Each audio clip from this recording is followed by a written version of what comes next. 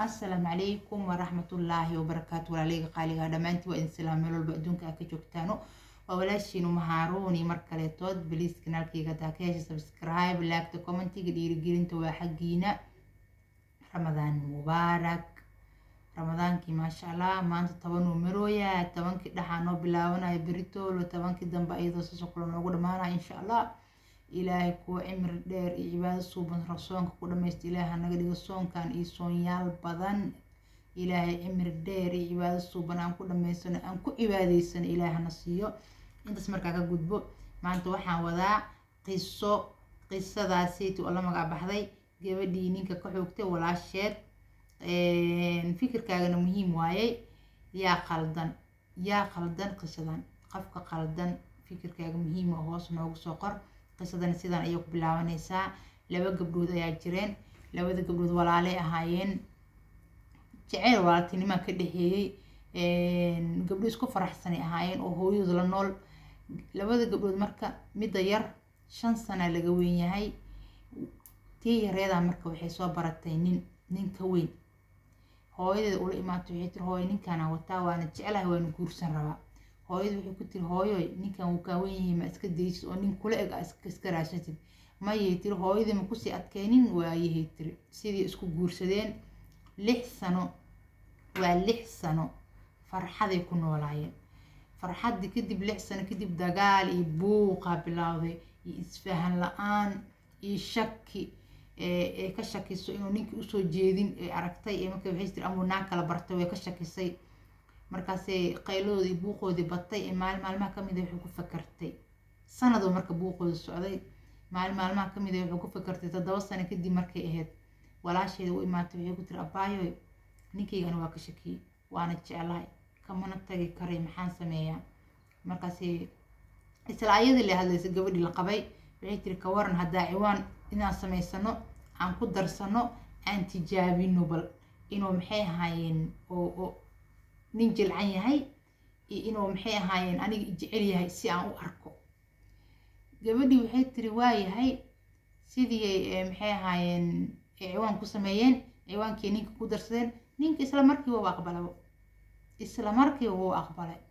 markuu aqbalay qoslaan uu soo qoro yaa way u jawaabto isku jawaabin gabadhii way naxday marka tii la qabo yareed way naxday waxay tiri guriga iska aadan waxa ma sii dhageysan karo adigana iska xir waayahay tiri way baxday walaash yareed ileen tii weyneed hoos ciwaankii sidii ma xirinay way la sii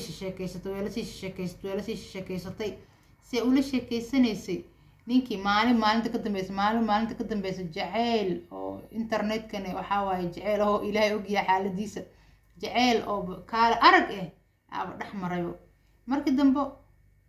way inay kulmaan ku heshiiyeen la gabadhan way taqaanaa ninka walaasheed qabo inuu yahay laakiin asaga ma ogo gabadha oo la sheekaysanayo inay tahay dumaashidiis way wada kulmeen uu arkay oo ka naxay marka hore kadibna wuxuu yiri wax kasto tahay waa waa ku jeclahay waxa la iska jeclaado sheekadii oo qoraalkii la isku jeclaado sheekadoodii meeshay ka sii wateen gabadhii ninkii sidii isi ka sii xun shalay waxay ka cararaysaa waxa yaray maanta waba ka sii daraw naagoo jeceliyooba helaw oo jeclaaday naagoo jeclaado oo helayo gabadhii way yaabtay way shakisay telefoonka dhulka ma dhigay maanta in telefoonka kula oo farfartayna markii dambe way fakartay waxay istir markoo baxo ka daba bax ninkan woo baxay way ka daba baxday si uu daw socoto baabuurku meel ku baakintay baabuurku meeshuu ku baakimay waxa ag yaalo baabuurkii walaasheed ileen baabuurku walaasheed way taqaanay baabuurku walaasheed ag yaalo ninkii wuxuu galay maqaayadii wax yar kadib waxa ku soo baxeen ayagoo garbaha lees haysto walaasheed iyo ninkii meeshii ka soo baxeen yaab naxdin laakiin ayada wali shaki kuma jiro oo ayaga is jeclaanay kuma jiro waxay tiri maybe wada kulmeen way isbalamiyeen mindhaa wax kale ayadu ku fakartay way casuuntay waxay tiri inay ku sheegaan laga yaabaa marka casuuntid maalin hebel waxaan kulanay hebel inay ku dhahdo walaasha way casuuntay markay casuuntay habeenay casho u karisay kadib way u maatay way casheeyeen wax wala ma sheegin waa wada kulanay iyo walaasha maalin inta isku aragnay iyo asagana ma dhihin ayadana ma dhihin gabadhii way iscelin weysa maalinta ku xigta waxay tiri walaashay adiga ida arka adigoo meesha kasoo wada bixaysiine maxaa iga qarisay camal markaasuu yidhi haa beelo haddaa aragta walaasha iyo aniga waa isjecelnahay dad isjecelaan nahnay haddaaba ogaataybo haddana gurigan aada degantahay anaa iskale adaaba ku xushmaynaynabo gurigeyga iiga tag waa kaasahay taleefonna wuxuu u dirsada walaashii waaba imaata iyadoo boorseeda wadato guriga usoo guurtabo guri ka baxa guriga laga baxsada gabadhi yareed guriga marka laga baxsada gabadhi marka maxkamadee waxay soo saartay ninkii guriga iga soo baxsada gurigeyga inaan ku laabtaa rabaa tiri maxkamaddu waxay dhaheen guriga asaa iskale haddaa isla lahaa laheedeen oo guri oo labadiina wada leedihiin hadduu ahaa lahay asigaan kaaga bixi laheenay laakiin adiga guriga waxba kuma liid asaa iskale asaana ku qoran laakiin hal midaan kuu samayn karnaa bil kasto mishaaraan kaaga qaadaynaa biila meel loo saaro oo bil kastoo asiga siinaayo kadib haddana waxay maxkamad soo saartay walaasheed waxay tiri qalbiga iga jibisay ninkayga igala wareegtay 200 oo kun halayga qaado oo euro oo ganaax ah markaasa waxaa la yidhi anaga waxba kaagama qaadi karno haddaa ninka dhihi laheyd booska walaashaa ka dhahday haddaa ninka dhihi laheyd halayga qaado daana muraale waa kaaga qaadi laheenay kadib hooyadii aa imaatay hooyadii markay imaato hooyada marka waxay la jirtaa gabadha yar oo dhibanaha ah gabadhii weyneeda soo istaagtay hooyadeeda u imaatay hooyo jilbey ka qabsatay waxay ku tiri hooyo maxay ahaayeen walaashay waxay ku siin weysay aan ku siinaya camal 7 sano guri laheyd ilmana ma dhalin aniga haddaan dhalaaya ayay noqonaysaa maxay ahaayeen hooyo raalli iga noqo camal iga tagay tiri waxaan raalli kaaga noqonaya mana waxaa samaysay wax aan ku fakarayo xataa gabdhahaagaa samaynayo gabartaadaa samaynaysa ma ahane adiga gabadhii way soo hadan isla markii way soo jeesatay waxay ku jeesatay walaasheedii ka yareed gurigaagiyaan ku noolahay sariirtaadiyaan ku seexdaa aniga iyo jaceylkayga sariirtaada iskula seexanaa ka waranay weliba waxay tiri go adiga saartay aanoo saaran ka waran marka yaa qaldan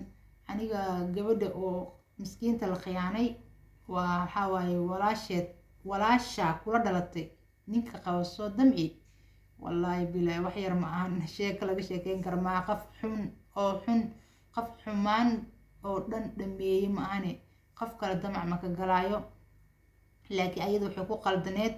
inay ciwaan samayso ay ku wiilbaarto ciwaanka la sameynaya naagaha dhanada Soomaalida u badan yihiin ciwaan kale inta la sameystaa ninka la tijaabiyaa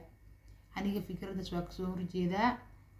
walaashan way qaldan tahay maadaama ay walaasheed ninka inta kala wareegtay ay kusii dhaga hadlayso gabadhana waxay ku qaldan tahay inay ciwaan gooniye samaysay ee ninkan ku baarto waxay samayn kartaa inay iskaga tagto ama durkiisoo naaga kale ka raaysa lahay iyaga kuma soo leexaleen ayadaa u sabab ah inay isbartaano ee isjeclaadaan ayadaa u sabab ah marka adiga fikirkaaga kasoo dhiibo maxay kula tahay sheekadan maxaa ka fahantay asalaamu calaykum waraxmatullahi wabarakaatu